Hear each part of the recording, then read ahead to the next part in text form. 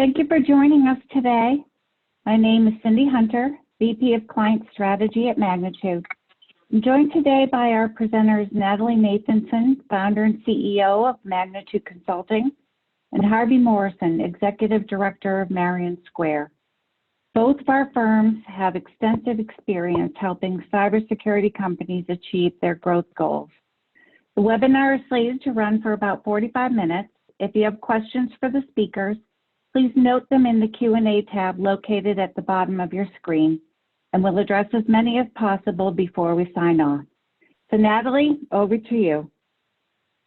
Great, thanks Cindy, and hi everyone. I'm so glad to be connecting with all of you today and joined by my friend and sales counterpart, Harvey Morrison. And it's great to see such a good turnout right at the top of the hour. Before we dive in, I just wanted to spend a minute and acknowledge what's going on around us. I know many of us are joining from home offices or other non-typical locations. There's been a lot that's changed since we scheduled this webinar a couple months back, more than I'm sure most of us could have imagined. And in the current environment we're facing, there's a lot to navigate in our daily lives, business lives. There's potential shifts in your funding landscape, as well as all of us getting accustomed to doing more business remotely. One thing I think that's working in our favor as entrepreneurial leaders is that we're accustomed to navigating these highly fluid environments and making decisions based on limited information and really persevering in the face of uncertainty. So I think we should recognize this as a positive trait that we can bring to the table right now. That said, in our everyday approaches to planning sales and marketing, we're really always looking at how to allocate spend as judiciously as possible and align our activities with what's happening in the current market climate.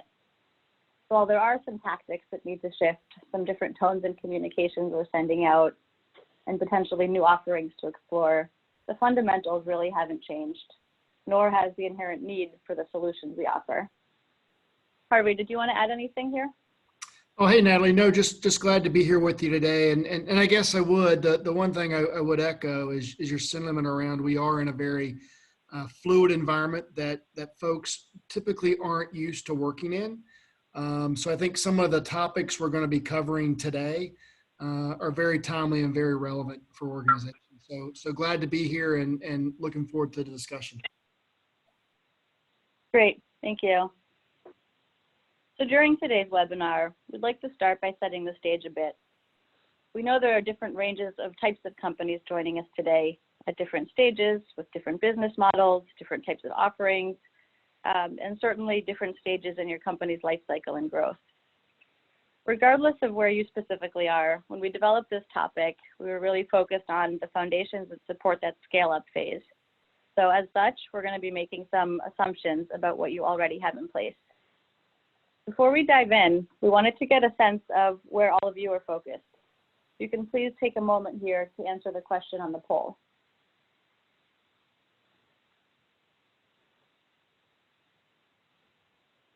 I'll give you guys a few more seconds.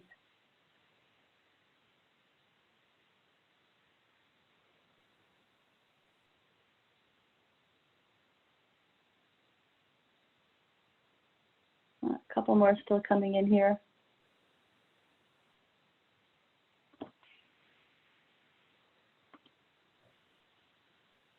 Great, so you should be able to see the results now. And looks like everyone really has an interest across both marketing and sales. So you're certainly in the right place, as well as a few areas that are kind of highest interest. I would say this is fairly similar to what we were expecting. So I think you'll all enjoy the content that we're planning to share with you today.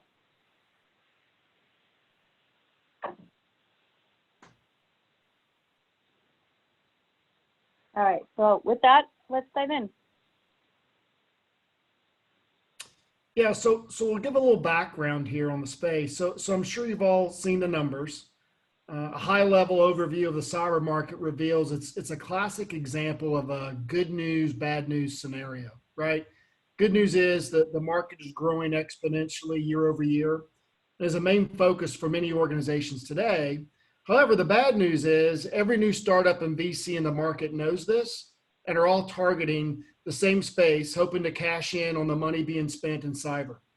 As we'll discuss during the session today, with all of this focus and potential upside for business, having a well thought out, fact-based approach to developing your go-to-market strategy from both a marketing and a sales perspective is going to be critical for your success.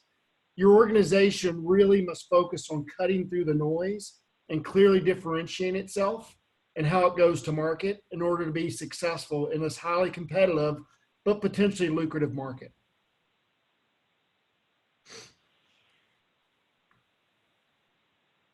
So there are a lot of different components to building up the right sales and marketing functions and a lot of complexities to how to roll this out effectively. But put as simply as possible, the three biggest elements to address can really be boiled down to the market, the message, and the mechanism. For the market, who are you selling to? What are the types of companies that need your solution? The roles in the organization who will actually pay attention and do something about solving this. And then the message. How do you clearly and succinctly articulate the unique value of your solution and make sure that that's in the language of your target market? And then lastly, the mechanism. This is really where tactics and execution come into play. How do you reach and engage your prospects? How should sales be pursuing opportunities and deciding which ones to pursue? What are the right types of marketing campaigns to utilize to reach your audience? So as we go through everything today, at its core, these are really the areas to make sure you understand before starting to scale. Also, I think it's always helpful to put this into context of your company's broader life cycle. As we look at the growth stages that a firm goes through and all of the relevant marketing and sales activities that go along with that, we always advise clients to start with the end goal in mind, but then also leaving enough flexibility to consider new paths and opportunities as your business, as well as the market around you, evolves. And regardless of the end goal, whether you're seeking a rapid exit or hitting certain growth milestones or other targets, the commonality across all of these is the elements that help you get there, even if the mix of activities and priorities look a bit different from one to the next. First, setting the strategy with the right branding, positioning, initial go-to-market. Next is really making the foundational investments, such as your website, your first sales hire, and your early customer acquisition campaigns. And then really being in a good position to scale up the sales and marketing engine. The beginning of that phase is where we're focused on right now. The final point I'll make about how important it is to have the foundational pieces in place is that we get it. We know how tempting it is to skip over the strategic analysis or getting the right plan in place and focusing on those foundations.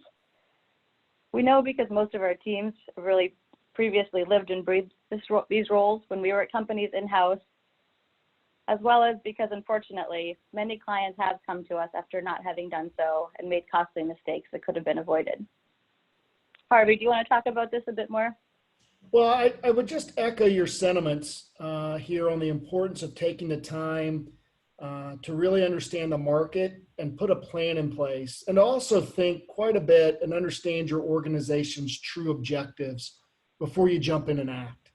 I've worked with a lot of different companies and have seen companies jump in, for example, hire a complete sales team, only to realize, 6 months later that the team they've hired really doesn't have the skill set or the fit they need to really go with the direction the company has chosen. So if they just waited a little while, worked on the plan, understood their objectives and where they were going to go, it would have made that process a whole lot more efficient and a whole lot easier for them. So again, just reiterating your comments there is, you've got to have the goal and then begin with the goal in mind as you start to build out the organization. Yep, certainly. So, looking at this slide, following up, I've, as I said, I've worked in software for several years. And just about every company I go into, sales and marketing tend to be having some variant of the conversation shown above. Sales never has enough leads, and marketing says sales never follow up with the leads they have, or they're not recording the key things that they need to be able to iterate from a marketing perspective. So I think the key takeaway in my experience is that companies where sales and marketing work closely and in lockstep, all the way from initial market validation to rapid scaling, are the companies that tend to achieve the greatest results. as you'll see in the 5 key areas we're going to be covering during the remainder of the webinar, the underlying theme that goes across all of these areas is the coordination and planning that needs to happen between the sales and marketing function.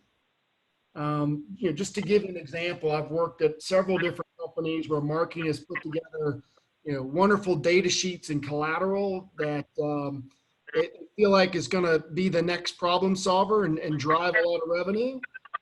And only to find out 3 or 4 months later that not told sales, hey, this data exists, here's where you access it. Or more fundamentally, what's happened is they've not taken the time to enable sales on the collateral and the information so they can truly and effectively use it to generate the best results. So again, I think the bottom line with this and the whole underlying concept or theme of the next slides we're going to cover is sales and marketing have to be in lockstep as you go through this process. Yeah, that's great. And I think the reason we're emphasizing this so much in this particular juncture is that getting it right early is important because it really becomes harder to fix as you grow. Your teams will get bigger, the culture is harder to change, the needs will be more complex. So all of the challenges get exacerbated as you grow. All right, so let's go through these 5 areas. First is really all about targeting and the ideal customer. I want to stress how critical it is to get this piece right. Without it, everything else really falls apart. And judging by the poll, I think many of you agree. We're not talking here about creating fancy personas and whatnot. This is really about knowing who you should sell to based on who has the needs or pain points, how you fit into the broader ecosystem, who or what you're competing against, and what you should learn from your current customer base. There are a few key mistakes that we see cybersecurity firms making. I'm going to pass it over to Harvey to talk through a few of these. Yeah, Natalie, there's 3 key ones that you've written down there that we at Marion Square have seen as we work with a lot of different cyber companies as they're trying to enter the space. The first one is blindly going to the top. Everyone wants to believe straight out of the gate that they need to call on the CISO.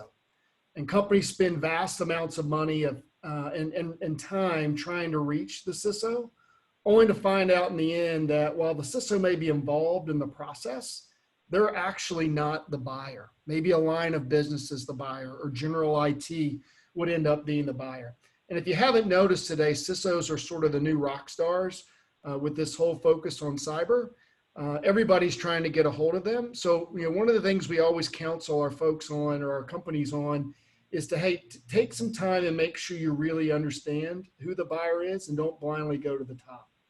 Another issue that kind of falls out of that is not having an ideal customer profile, but also I would throw in there an ideal opportunity profile as well, is the lack of focus and the opportunity costs associated with your sales team. And what I mean by that is if a rep spends their time targeting the wrong buyer or chasing bad opportunities because they don't know what an ideal target or an opportunity looks like, they run the risk of missing out on good opportunities. Keep in mind, and I remind folks of this all the time when I'm enforcing the importance of vetting opportunities early and often, is that reps only have a capacity to effectively chase so many opportunities. And you want them focused, highly focused on the right opportunities and the right targets that are going to yield the maximum return for your company. And again, this all starts with, as you mentioned, Natalie, identifying the ideal targets, customer profile, and also I would add in there what a good opportunity looks like for the company. A final thought or reminder, just to keep in the back of your mind, is that remember, ideal customers and profiles can change over time, either as the market evolves or your product evolves. So sales and marketing need to be open and ready to evolve their tactics based upon market feedback. Yeah, I think those are really important points, Harvey. So with that, let's talk about what are the critical areas to get right.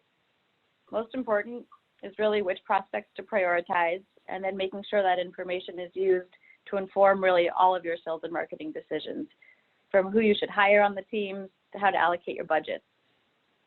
So when we're talking about who to target, you look first at the company level. Which sectors, what company size, is it suited more for enterprise, SMB? And then are there certain geographies that might be a better or more natural fit as you expand? Also, how does your product or service fit into the broader solution? We all know cybersecurity has a very complex ecosystem that operates at different levels and functions in the organization. We always need to be thinking about how that solution fits into the customer's ecosystem versus treating it as a standalone sort of be-all, end-all solution, where you often won't get very far. There's a reason why there's so much channel activity and technology partnerships and integrations in the sector. But unfortunately, whether you're at the company or the role level, these basic demographics are often not enough, given it is such a rapidly changing and emerging landscape across regulatory and privacy changes, a threat landscape that's constantly in flux. So it's really important to be thinking about how the shifts in the market and the security functions in the organization are evolving as well. And also, I think, as I'm sure most folks recognize, who you target really significantly impacts how you should go to market. It spans everything from the sales strategy, the role that sales and marketing each need to play in the organization and through the buyer journey. What are the profiles of the sales and marketing resources that are best suited to this type of execution? For example, we have very different sets of messages and programs depending on whether you're looking channel versus direct, targeting the CISO or another level in the organization. So it's important to think through that and really making sure, as Harvey mentioned, that gets evolved based on both market feedback as well as that closed loop feedback cycle between marketing and sales. So next, let's talk about staffing. Across sales and marketing, people costs are almost always the greatest percentage of budget, whether that's in-house or outsourced resources. And getting that people part is wrong is very costly. There's a lot of research out there on things like the cost of a bad hire. A benchmark from the Department of Labor is that the cost of a bad hire costs around 30% of that employee's first year's comp. And that doesn't even take into account the loss of results and impacts that come along with a bad sales or marketing hiring decision. So staffing decisions should really be about managing and mitigating risks and making the right types of hires, and very importantly, at the right times. And to that, one of the risky moves we see far too often is hiring too early or too quickly. So why is that? A person who's highly skilled at getting the right strategies and plans in place, for example, is not necessarily the same one who should be building out or managing a growing team.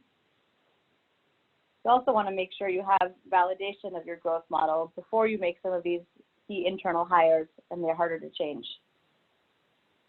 To give you one example, last year we started working with a client who was very frustrated about marketing. They'd hired a CMO about a year prior and learned the hard way that she wasn't the right fit for their needs, despite being a very good marketer. They had to let her go and then move back to the drawing board and had a hefty price tag to pay. What they didn't realize until it was too late was that they thought they were getting a marketing strategist who could really take the function by the helm, make the right decision, and essentially solve their marketing challenges. Instead, they got someone who came from a bigger company, who had been successful in prior roles, but who was a bit more of a brand-focused marketer, not the demand gen guru they realized they needed. In coming in, took about 5 months as we conducted the assessment, reworked the marketing plan, relaunched initiatives, and then really helped bring on the right marketing leader, and then that person who could build out their team.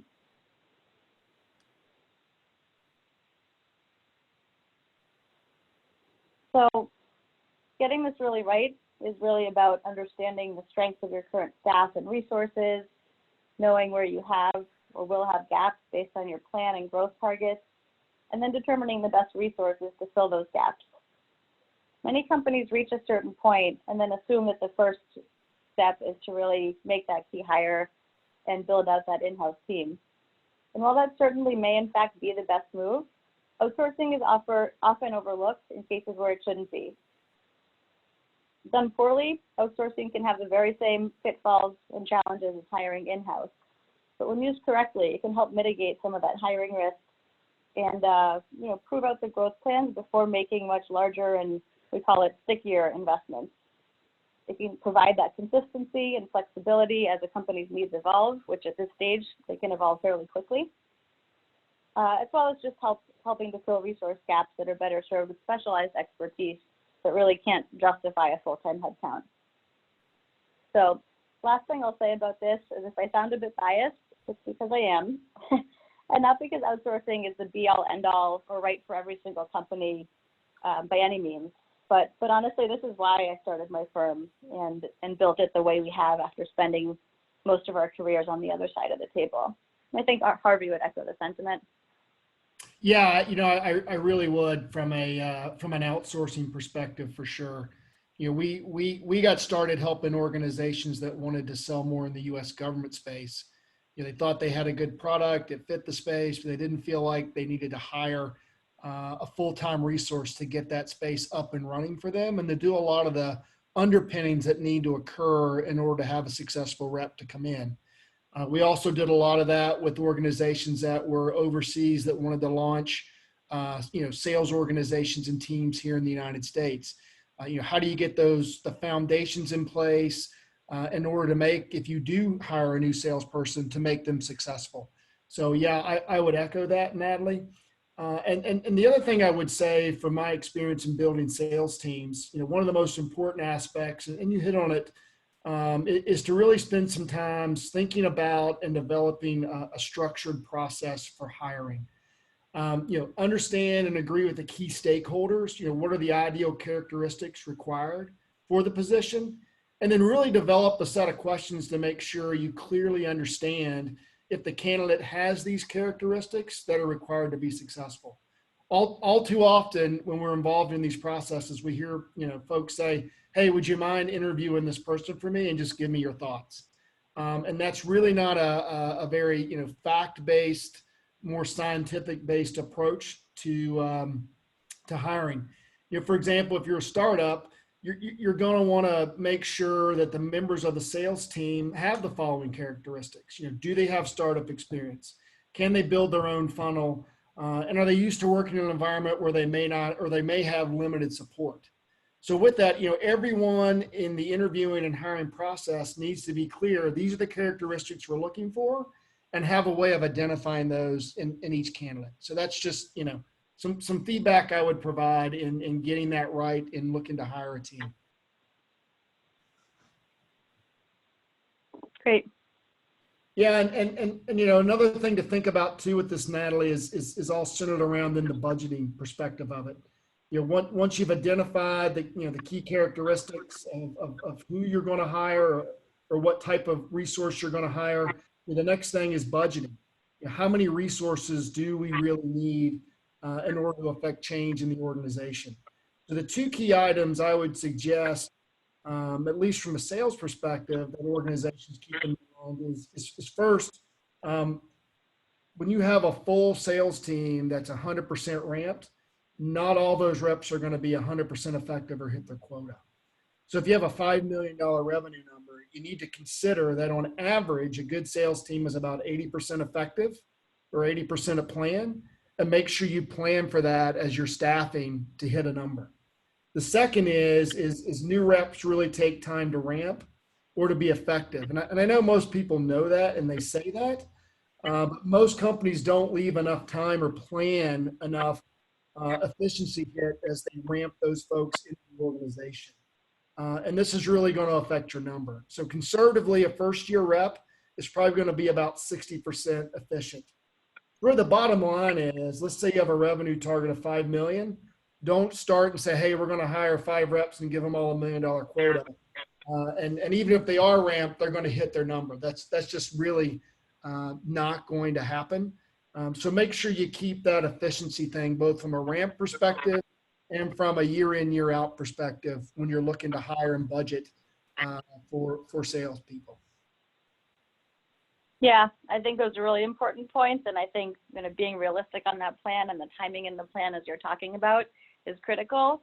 On the marketing side, it looks a bit different, but similarly, the timeline of when you should start certain activities so that they have the impact when you need them it underpins just as strongly. So, from the marketing standpoint, there's really kind of two big questions that come up as we're talking about budgeting. How much should I invest in marketing? And then how should I be allocating that investment? So unfortunately, there's no silver bullet answer or guidance to provide on the how much should I spend part that applies equally across the board. There are a lot of different types of factors that come into play. There are industry benchmarks that B2B companies should be reinvesting between 6 and 12% of their revenue back into marketing. The truth is that smaller companies should often go higher, sometimes upwards of 20%. I imagine a few of you are probably doing some mental math right now, trying to figure out where you fall. I can tell you that the last time I hosted a webinar that was specifically focused on B2B budgeting and planning, attendees that I'd polled ranged anywhere from 2% to 23%. A lot of that also depends on your starting point, what you've previously invested, and understanding the role that you need out of marketing. I think challenges in this area can stem from not understanding, what it takes to invest in the right marketing, understanding that you need that brand awareness, so your sales team isn't spending all their time combating the "we've never heard of you" objection. But I know also brand awareness can feel to some like too much of a luxury in those startup stages, or too hard to tie back to direct ROI. So those are areas that have a bit of a learning curve to really understand what that function does. Or similarly for lead gen programs, being comfortable with ramping up investments in paid advertising, digital advertising, and those programs so that your sales team do have a solid and predictable base of new leads to work with, especially as you're building out those teams. We always break the marketing budget into people, which is the staff, agencies, consultants, and then out of pocket, which is the tools and technology, and then advertising, such as digital ads, sponsorships, media publications, etc. So what are some of the tips for getting it right? The first piece of advice is really being sure to always separate your sales and marketing budgets. We talked earlier about the importance of sales and marketing having their different purviews in an organization. So even if you have a head of sales and marketing, or maybe especially in cases where you do, you need to have others involved in setting the budget that's each advocating for what that function needs to be successful. The risk of oversimplifying a bit, here's a very high-level overview of a typical process. First, it's always important to start with the goals. What are the strategic objectives for the business that marketing can help support? How does that translate into the big buckets of marketing activity to support those goals? Going through analysis on past performance, competitive landscape, etc. And then at that same time, sitting down with sales and understanding their target, their forecast, working through what lead gen and lead nurture needs to look like to support them, as well as support in other areas. And then really backing into the right campaigns and programs and the line items on the budget. What we always tell people is to really strike that balance, getting that plan in place and knowing what kind of budget you have to work with, but also being realistic and not spending tons of time building out every element of a campaign end to end when it's still unproven. Look for ways to get pilots, short, quick campaigns in place, measure and optimize those, and then pivot and evolve once you see what's working. Is there anything else you wanted to add here, Harvey? Well, I would just reiterate sort of your last point that you made there. Don't jump in, put everything in cement and think this is your plan. Leave the flexibility in there to iterate, because that's the one thing you'll find as you dive into this is, especially if you're new to the market, customer feedback and even feedback from outbound campaigns and those sorts of things are bound to sort of turn and make you change your plan. So be flexible for that. And then the second thing is sort of your third bullet there on the tips and reminders. I think align sales and marketing, but keep the budget separate. I think that's very good advice, sound advice for organizations. Yeah, thank you. So, with this budgeting piece in mind, let's talk about infrastructure. truth be told, this is one of the unsexier topics, the processes, the back-end tools, technologies that underpin the functions. So we often refer to this as the infrastructure. Many companies are in such a rush to start scaling up that they skip over getting some of the right basics in place. And then what happens is over time, those Band-Aid solutions are doing much more harm than good. It's also important to remember that tools and technology are no good without the right processes in place first. The tools and technologies piece can be a bit of a tougher area to plan for on the marketing side, as there's always a fine line to walk between being too cheap to the detriment of your staff or your program needs, but also making sure not to overinvest in tools that you don't really need, at least ones you don't need yet. Harvey, I know you have some interesting examples here. Well, I mean, one of the big things, and again, to emphasize the point you made, you've got to have your processes and your objectives in place. I don't know how many organizations, my partner and I have walked into and looked at their sales tools, and they've got salesforce.com and discover.org, and they're spending so much money on all these different tools because, they always look at you and say that's what every sales organization needs, right? But I would say, really take a look at it and enable yourself to grow as your sales and marketing plan grows and scales. So don't go out initially and buy, a salesforce.com only to realize later that, hey, I could have used the free CRM that's associated with HubSpot. And HubSpot works better for us because we're going to run all of our marketing campaigns out of it and it's all integrated. Or don't go out and buy the first data set that discover.org sells you, because I've seen many organizations buy a data set, then all of a sudden realize, midway through their term of their license that, hey, we really need a different data set based upon the projects that we're working on and the customers we're targeting now. And so that ends up being just a lot of wasted money and time and effort to get folks trained on it and to get those resources or those tools. Yeah, I think those are really good points. And so let's talk about kind of what should folks be doing. A lot of this is really, as we said, starts with having the right process in place.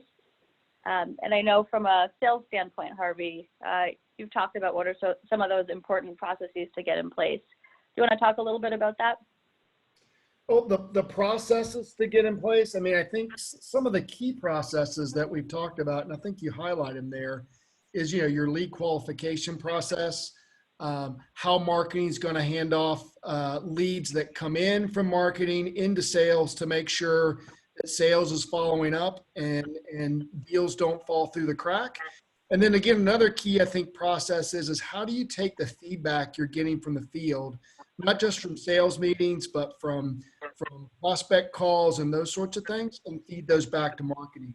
And I guess the one thing I would stress here is, because I've been in sales for a long time, is, salespeople really want to always give back good news, but I would argue the bad news that comes back, hey, this isn't a fit, hey, this wasn't a good meeting, can be just as important of a process to be able to track than the good stuff.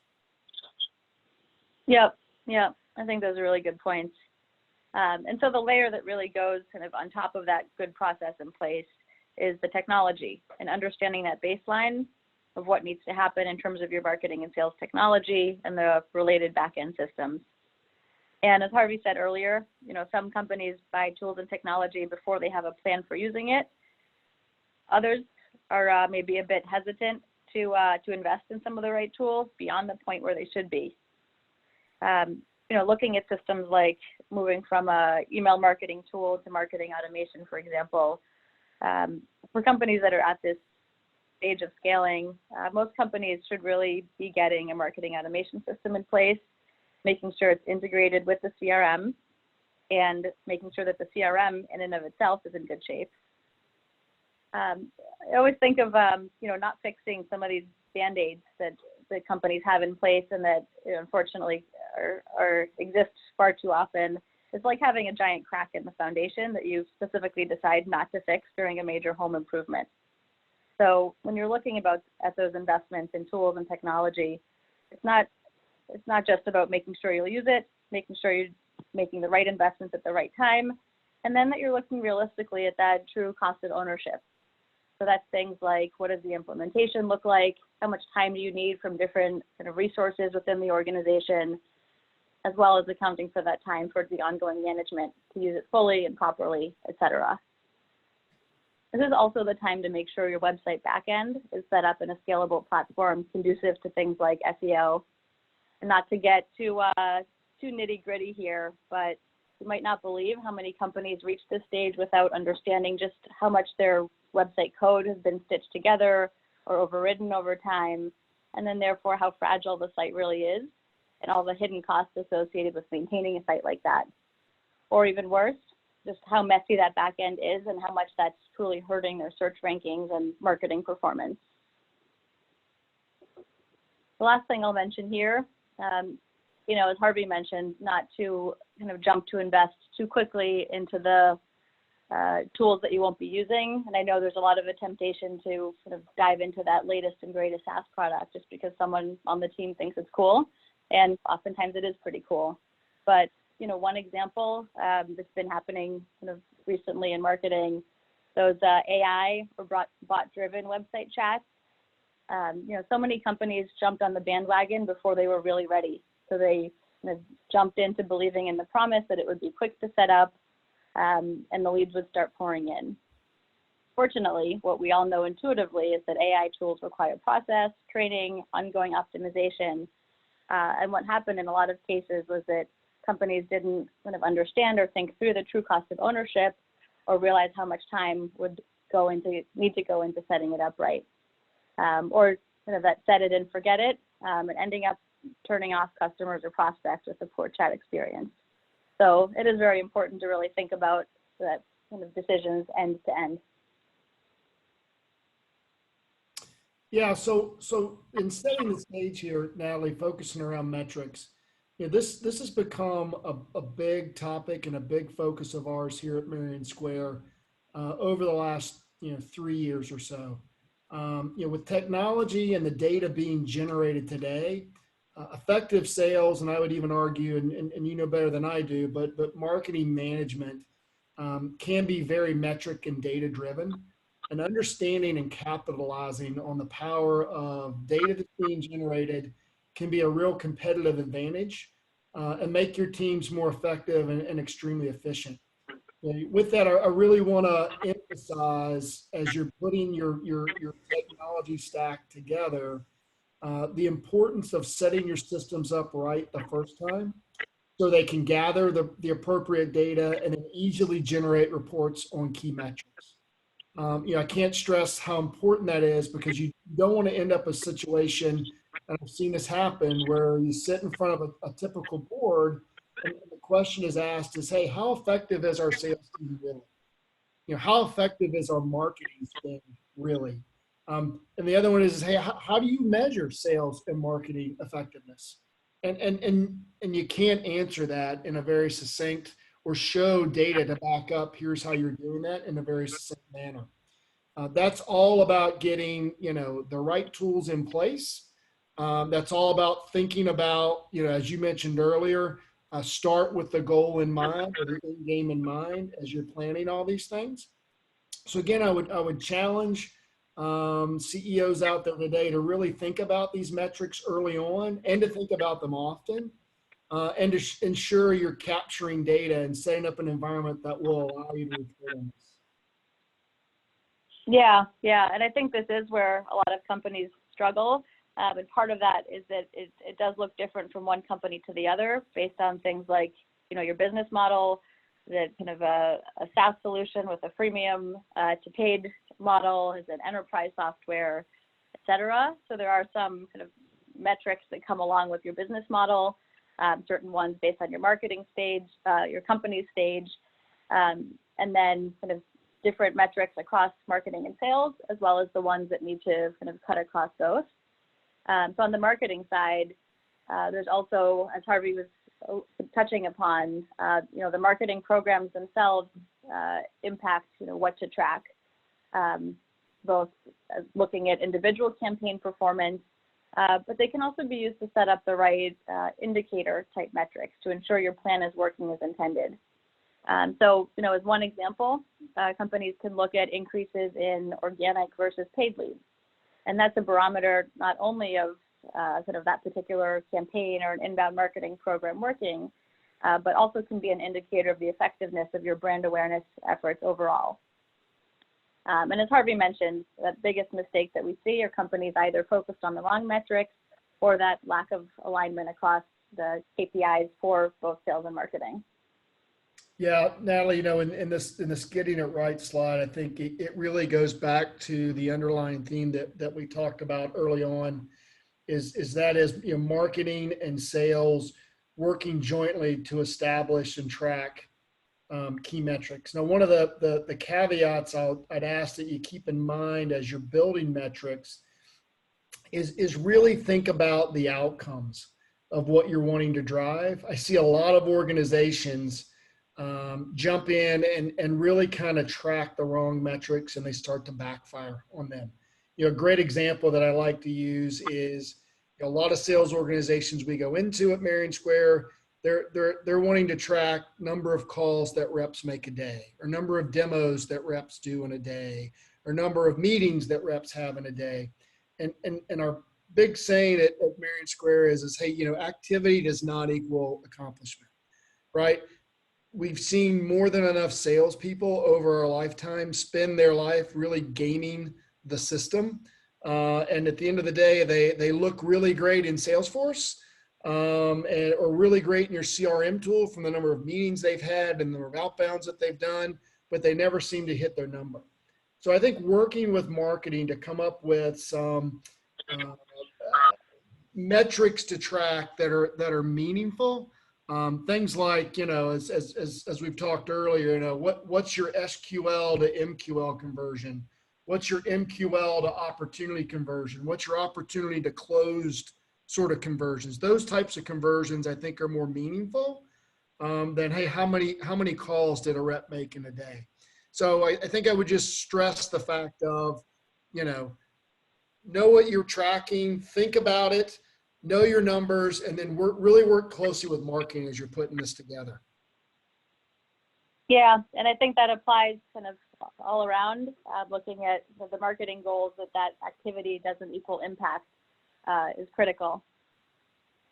The last thing I'll sort of mention here, outside of what we've talked about, making sure the systems are set up correctly, that the data is all kind of integrated and singing to the same tune, is really making sure you have that unified dashboard and understanding what's that optimal frequency of how often do you review it to make sure things are kind of tracking on target, but then how often do you analyze it for the specific purpose of taking action, making changes, etc., and making sure that you're not jumping in to make changes too quickly and not giving a certain kind of program or initiative enough time to show kind of what's possible. So we're almost at the end of our time and still have a couple more minutes of things to get through before the Q&A. I know we covered a lot of ground in a short period of time. The reality is that each of these topics could have been a webinar in and of itself, but they are very intertwined, so it's helpful to look at them together. And really working on them and thinking about them together is really where the rubber hits the road. So I think it's very important not to make any one of these kind of decisions or plans in a silo. So just briefly, wanted to share a little bit about Magnitude. And we work with many clients in and around the types of topics we've been discussing today, helping many clients get to this point of scaling up through some of that foundational work that has to come first, messaging, marketing, planning, etc., and then validating those plans by bringing them to fruition with execution services. Our team is made up of senior marketers with expertise across all of the different functional areas of marketing that you see here, so that we can really bring both the depth of knowledge needed in each marketing domain, the understanding of how they all need to fit together, and then working together as a team and with our clients to collectively form a fractional marketing department. And we have smaller clients that don't yet have marketing in-house, clients where we're working alongside a small in-house team, and then larger companies in the security space tend to come to us for more targeted specialization because of our depth of expertise in the sector. Yeah, and just a high-level overview on Marion Square. We're a sales and business growth consulting firm that focuses both on strategy, helping you put go-to-market sales strategies together, build your teams, identify the right folks, and then also execution. So we have several organizations we work with where we're an outsourced, for example, government sales arm for some organizations. We work across multiple industries, situations, again, helping organizations craft sales and new business strategies. We have decades of experience in this arena, working mainly with venture-backed startups. Both me and my partner out of California have extensive experience in that area. So yeah, that's Marion Square at a high level. Great, thanks, Harvey. Mm-hmm. So last thing is we wanted to mention a special offer for those of you on today's webinar. If you're looking for help quickly to benchmark where you are, identify areas of opportunity or challenges, we have a rapid and lightweight audit that looks across both sales and marketing collectively. And after the webinar, we'll be announcing 2 winners to get the audit free of charge.